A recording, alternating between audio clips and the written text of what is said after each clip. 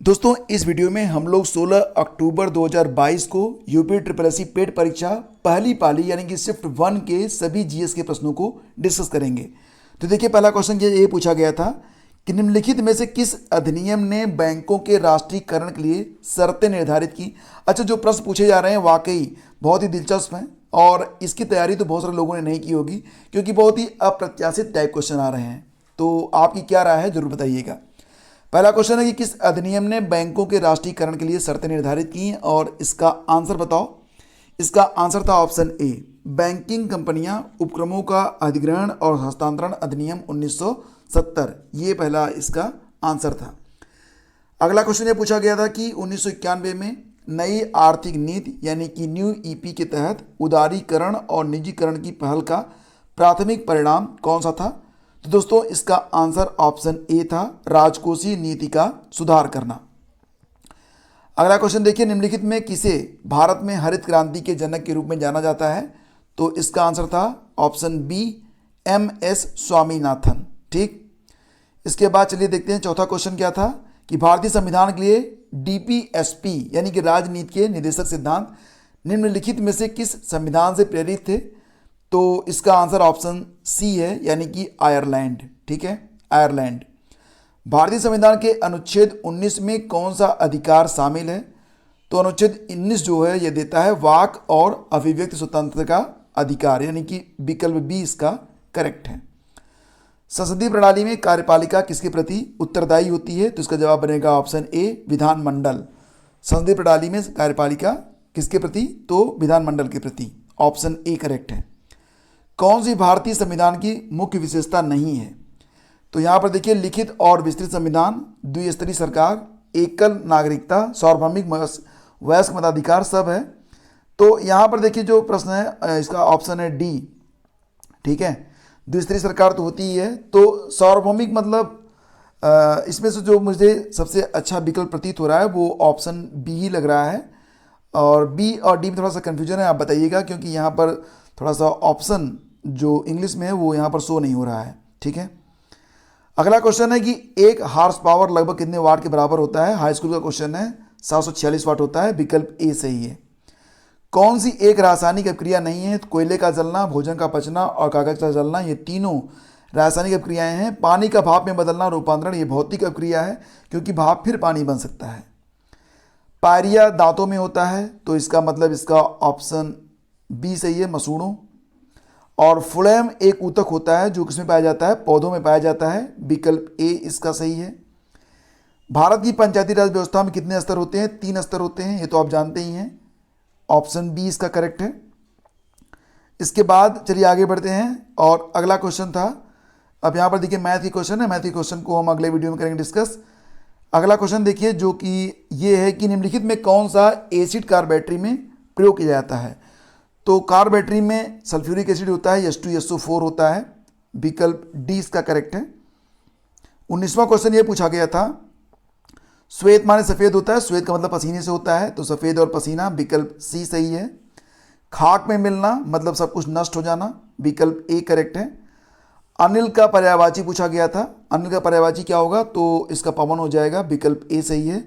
गुप्त का विलोम होना होगा प्रकट यानी कि विकल्प सी। सद्भावना का संधि विच्छेद क्या होगा, तो सद्भावना। ऑप्शन बी करेक्ट है।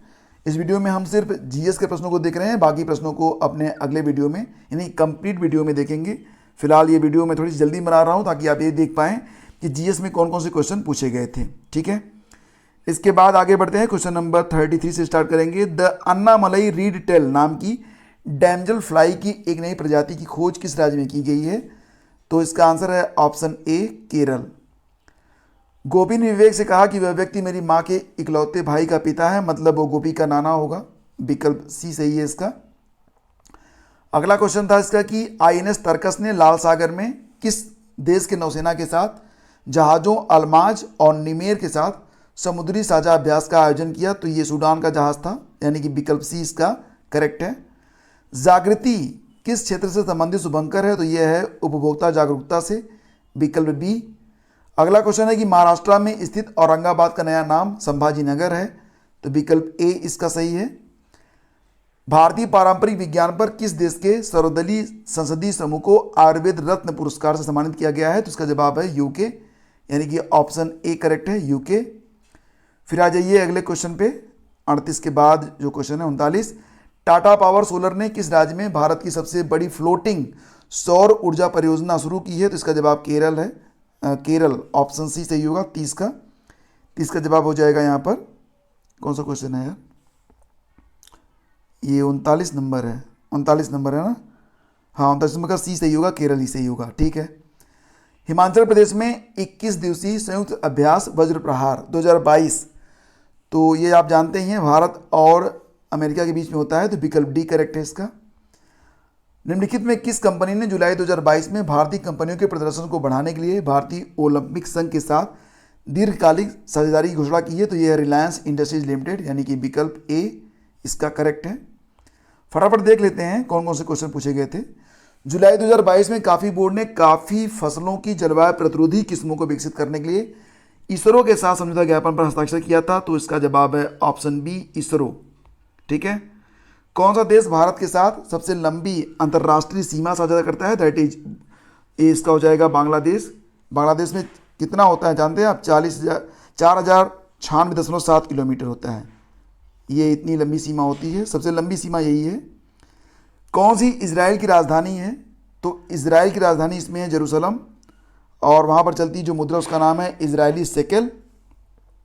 डाक कर्मयोगी पोर्टल का उद्देश्य क्या होता है? लगभग 4 लाख ग्रामीण डाक सेवकों की क्षमताओं में वृद्धि करना।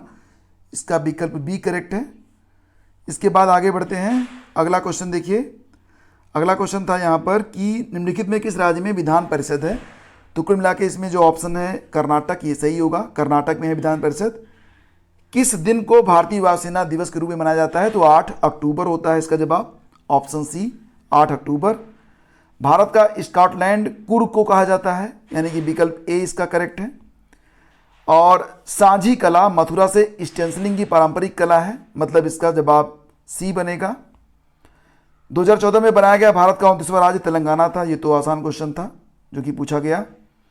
इसके बाद क्या क्वेश्चन है? The story of my experiment with truth, ये महात्मा गांधी की किताब है, ऑप्शन सी, बहुत शानदार किताब है।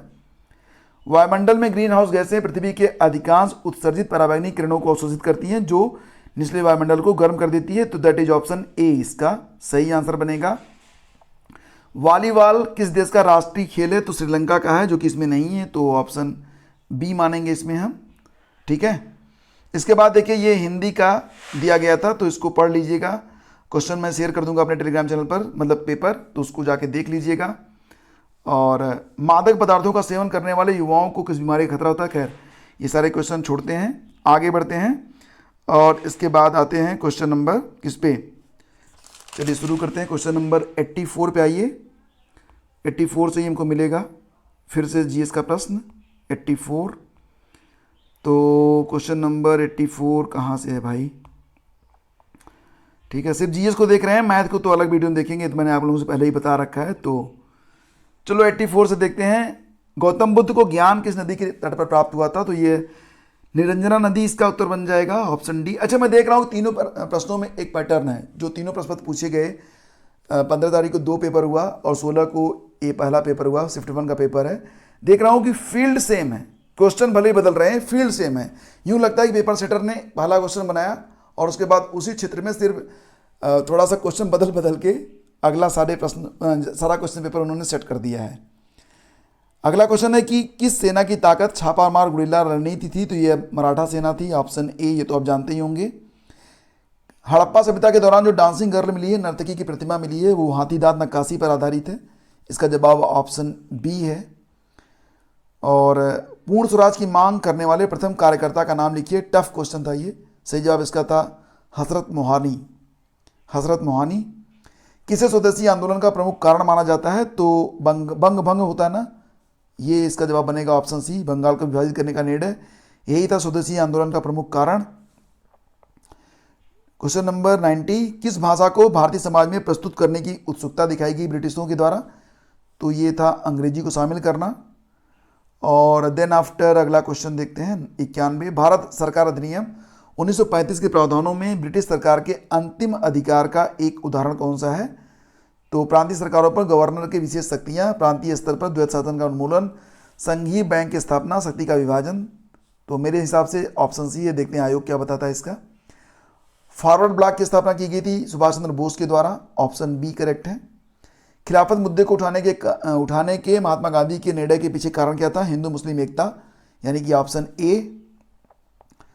फिर अगला क्वेश्चन है कि भारत में निम्नलिखित में किस स्थान पर दिन और रात के तापमान में व्यापक अंतर मिलेगा? थार मरुस्थल में।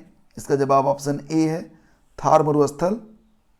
विश्व में कितने प्रमुख टाइम जोन है? तो 24 होते हैं, ये तो आप जानते ही होंगे, ऑप्शन सी 24 टाइम जोन। जनसंख्या परिवर्तन का घटक नहीं है, यह रुग्णता हो सकता है। प्रवसन, मृत्यु और जन्म सभी हैं, लेकिन रुग्णता डायरेक्ट रिलेटेड नहीं है। लक्षद्वीप की राजधानी कवारत्ती है, यानी कि ऑप्शन ए। उसके बाद देखिए अगला क्वेश्चन पूछा गया कि स्थिरता के साथ विकास के उद्देश्य से कौन सी पंचवर्षीय योजना शुरू की गई थी? ये चौथी पंचवर्षीय योजना थी। ये कब शुरू हुई थी बताओ? 1969 से लेकर 74 तक, क्योंकि गाडगिल योजना भी इसी को कहते हैं। किसमें व्यक्तियों या व्यक्तियों के समूह के स्वामित्व वाले व्यवसाय शामिल हैं? तो ये निजी क्षेत्र होता है, ऑप्शन सी। और उस जंगल का नाम बताइए जिसे पृथ्वी ग्रह के फेफड़े के रूप में जाना जाता है, दैट इज अमेजन वर्षा वन, ऑप्शन सी।